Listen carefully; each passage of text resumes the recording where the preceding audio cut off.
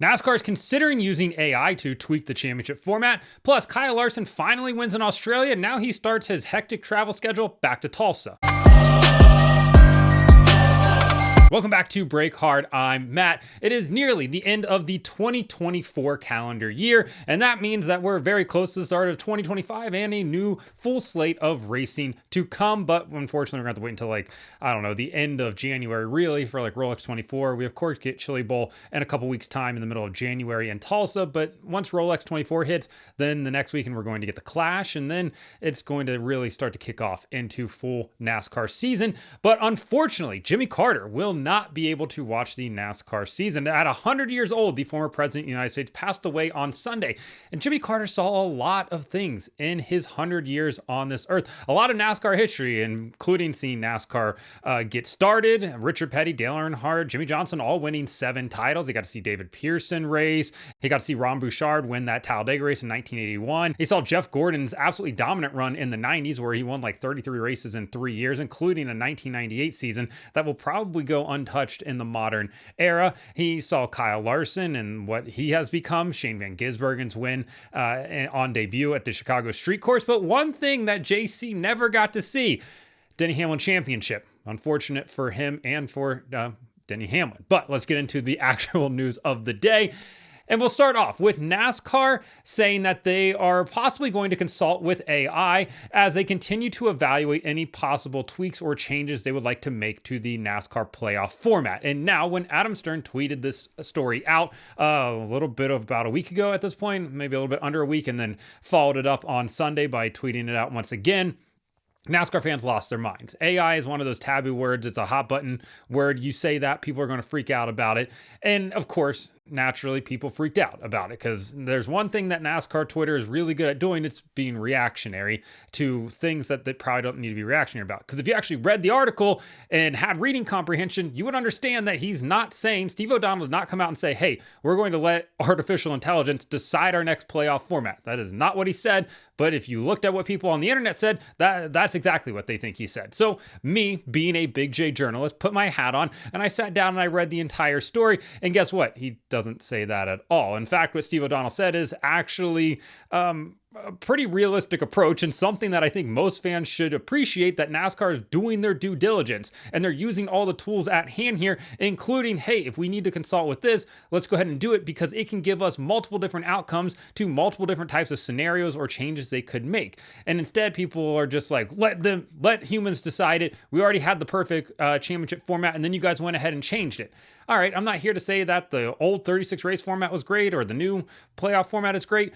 Both systems have their own flaws. It is what it is. Do I prefer an old system? Yeah, probably, just because I think that a culmination of 36 races is better than a one race winner take all. But at the same time, I understand the logic behind the elimination style format playoffs that we currently have. So anyways, everybody freaked out about what Steve said. And let me read you the quote here, because I think when you actually see what Steve's talking about, most people are going to be like, okay, that's a logical approach. Steve O'Donnell said, quote, "When we created the stages or playoff format years ago, you did that with the best data you had and the best mindset you had. But now being able to plug in and work with AI in terms of, okay, if you tweak the playoffs this way, what should we be watching out for? Or how could that affect the sport? There's so much data and technology out that you can throw it into a model. And I think it's going to be very helpful in looking at some predictive analysis of where the sport can go in the future. And then there's the whole business side of things too." So what Steve's saying there is, yeah, we're going to take all the data that we have, put it in here and be like, hey, if we do this and we make this type of change,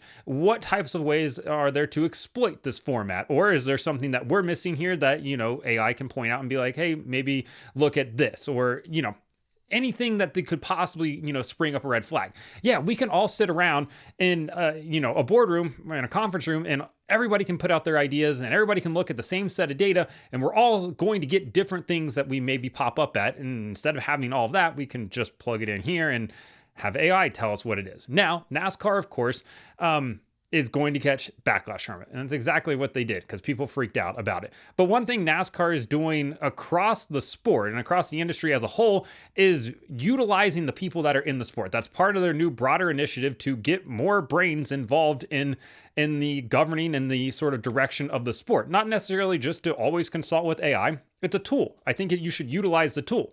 Crew chiefs are all utilizing AI every single race. Every single team in the Cup Series and a lot of Xfinity Series teams as well are utilizing artificial intelligence for strategy. I don't care if you're Hendrick Motorsports all the way down to, well, I don't know where racing is at this point, but whatever. A lot of teams are utilizing AI for strategy, but we don't see people freaking out about that. Now, in NASCAR's case, if it's a tool out there, yeah, they should absolutely utilize it. You should absolutely be like, hey, what can we get out of this? At the same time, you should definitely utilize the brains that you have in the sport because there's a lot of really smart people in the sport. Sometimes, though, you let really smart people try to come up with something, a change, and you end up like Brad Keselowski's all-star race format, where every single person was pretty confused by what was happening. Even Dale Jr. was in the car being like, this is more confusing than the time I tried to fly a RC helicopter. Like, it's just sometimes humans can overcomplicate things. So if they're going to use it as a tool to, consult with, I'm fine with that. Or if they're going to let it, make all the decisions going forward, not necessarily, I think, what a lot of us want to see. But if it's a tool, yeah, go ahead and utilize it. I have no problem with that whatsoever. All right, moving on to Kyle Larson and the High Limit International at Perth Motorplex that happened this weekend into Monday. It was a 3-day event. On Monday night was the feature, the $100,000 winner take all.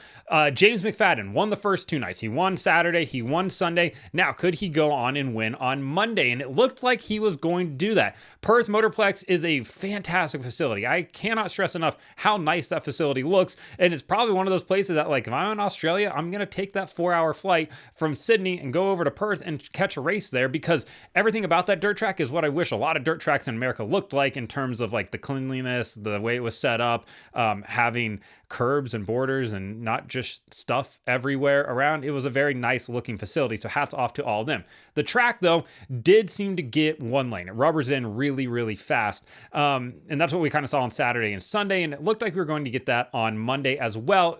To an extent, the track did race a lot better. And it did look like James McFadden was just going to go out there and sweep the weekend, win all 3 races, three-peat Pat Riley style.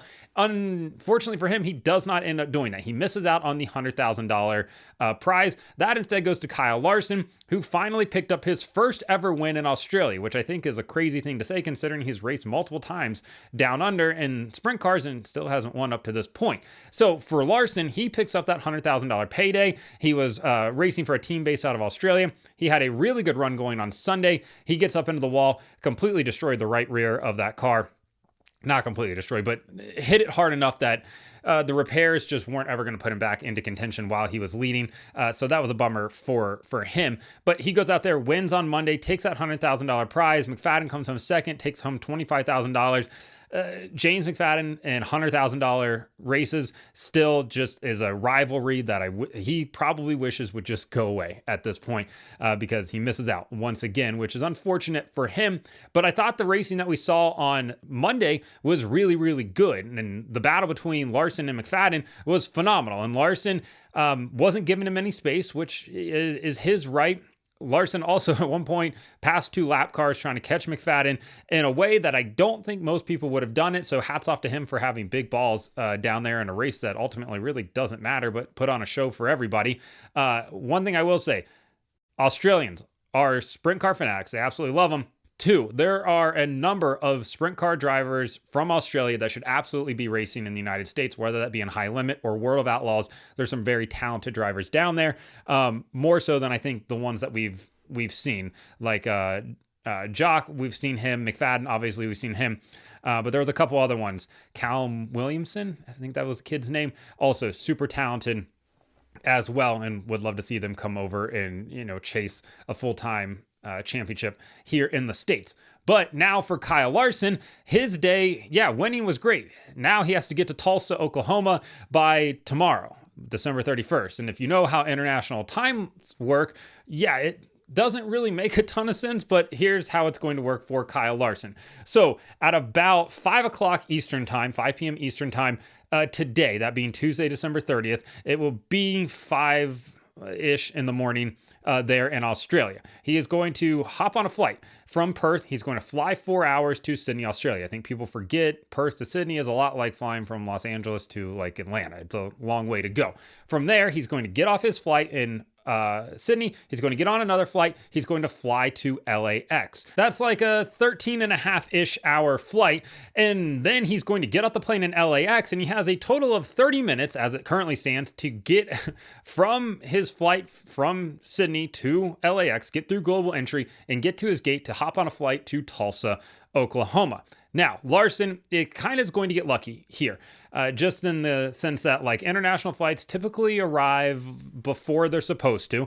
And for Larson, I went ahead and looked at Flight Tracker to kind of see what the past few flights have been for the Sydney to LAX trip. And the last time that it flew this route, which was on Monday, it got in at 8:46 a.m. Pacific Standard Time at LAX. So at 8:46 tomorrow morning, essentially, is what's going to happen here on the 31st. He's going to land at LAX. He then has to get off his flight, get through global entry, get to his gate at LAX to go to Tulsa, hop on that flight to Tulsa to make it to the Tulsa shootout. So his flight from Tulsa or from LAX to Tulsa leaves at about 9:30 tomorrow. So we'll see if he can make it. But quite the travel schedule to go from Perth, Australia, Sydney, Australia, fly to LAX, and then fly from LAX to Tulsa, which there is a direct flight from LAX to Tulsa. I was just as surprised as most of you are to learn that. And then he will be practicing in the Tulsa shootout tomorrow afternoon. Just an absolute whirlwind day for Kyle Larson,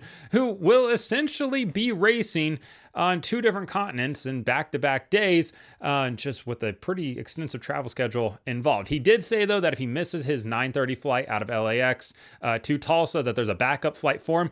I kind of looked at some of the flights that are out of LAX to Tulsa. I'm not really sure which one he would hop on because most of them don't get there until like mid-afternoon, early evening in Tulsa. But of course, there is also the possibility of a private jet as well. So we'll see how all of that plays out for him. But for Kyle Larson, quite the travel day coming up. So if you're interested, Tulsa shootout practice, and I believe some heats start on the 31st on Wednesday on Flow and then continues through Saturday. Multiple different divisions, multiple different guys racing.